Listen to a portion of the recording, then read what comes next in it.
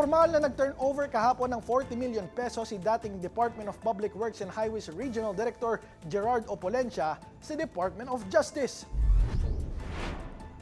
Ayon sa DOJ, inisyal na bulto pa lang ito ng kabuang 150 million pesos na perang ipinangakong ibabalik ni Opolencia. Bahagi umano ang pera sa kanyang kickback mula sa mga maanumalyang flood control projects ng DPWH.